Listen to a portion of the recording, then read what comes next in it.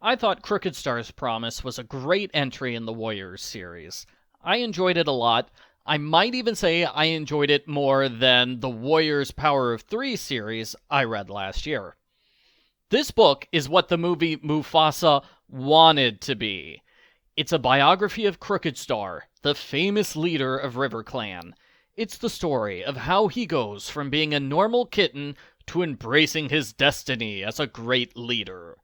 He has a rivalry with his brother, there's plenty of tragedy and fighting with another clan, on top of an evil mastermind who's operating behind the scenes.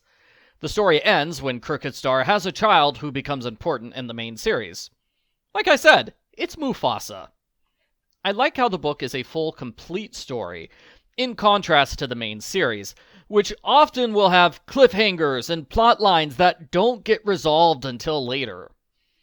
One problem I had with the first Super Edition book was that it was majorly limited in terms of story.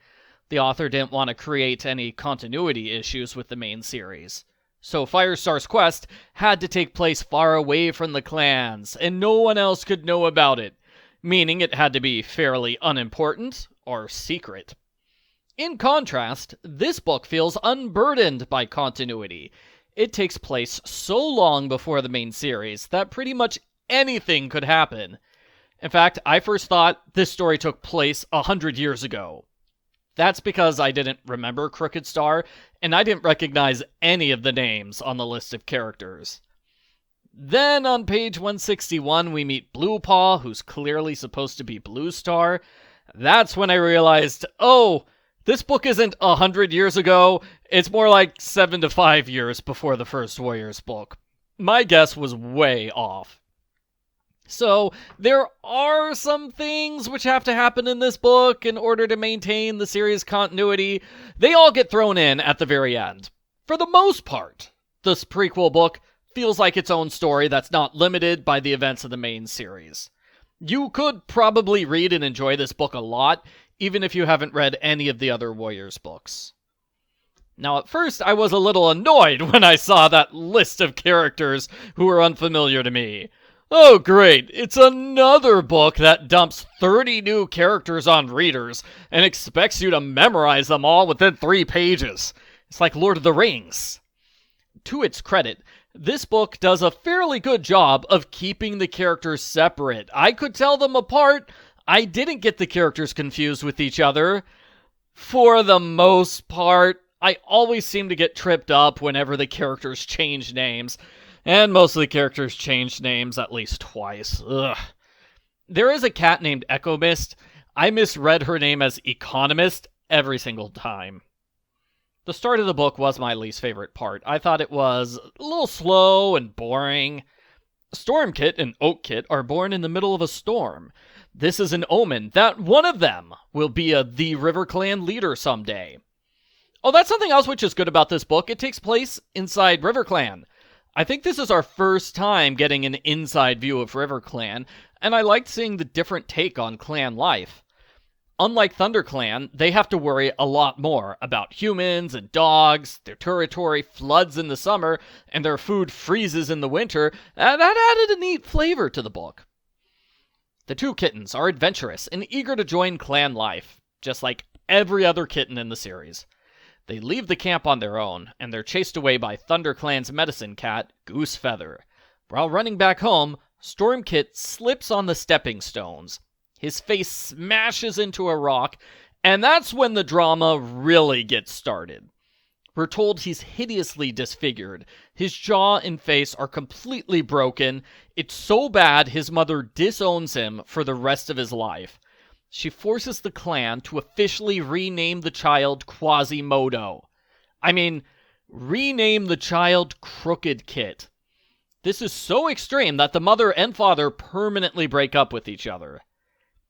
The cover art doesn't match the story here. His face looks perfectly fine on the cover. You would never guess this character is called Crookedjaw for the vast majority of the book.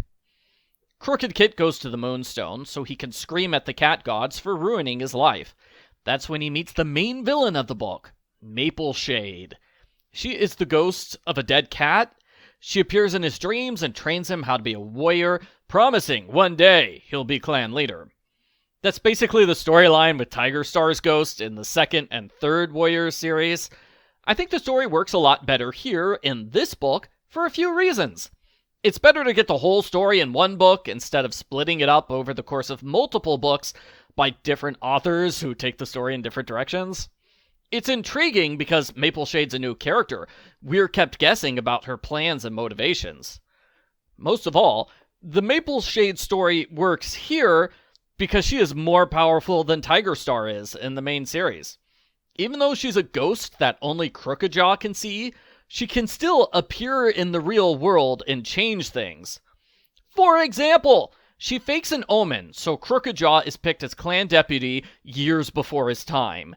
She kills Crookedjaw's mother by physically pushing her into the path of a dog. She causes human children to discover and capture Crookedjaw's girlfriend. Those are the three main things she does in the real world. Imagine how different the series would be if Tiger Star could do stuff like that, instead of him being limited to only appearing in dreams. Mapleshade makes Crookedjaw promise he'll always put his clan first. That's where the title of the book comes from. The book makes a really big deal out of the promise. I don't quite understand it. How is put the clan first a special promise? Doesn't every character follow that rule already? Crookedjaw has no problems keeping his promise until Mapleshade starts targeting his family and girlfriend. She insists he can't put his clan first unless all of his relatives are dead. She's gonna kill them! She's clearly wrong about this, but he doesn't have a choice. He made a promise when he was 2 months old. He's bound by it forever. I have no idea what stops Crookedjaw from breaking his promise. Nobody knows about it besides a ghost cat. Throughout the book, there are several battles with ThunderClan over the Sunning Rocks territory. There are dangerous encounters with dogs and humans. There's generally a big fight or a rescue of some sort before a character gets promoted. Childbirth almost always involves tragedy. Either kittens or the mother die in childbirth. 2 kittens are taken by WindClan. They're later reclaimed. That's me very quickly going through the entire plot of the book. I'm not going to go through the book chapter by chapter by chapter unless there's a huge demand for that, because a chapter by chapter analysis would be a very long video. As I said, the ending of the book gets to all the stuff that has to happen to maintain the series' continuity. Namely, Crookedstar becomes a new clan leader. Bluefur has secret kittens with Oakheart and gives them up.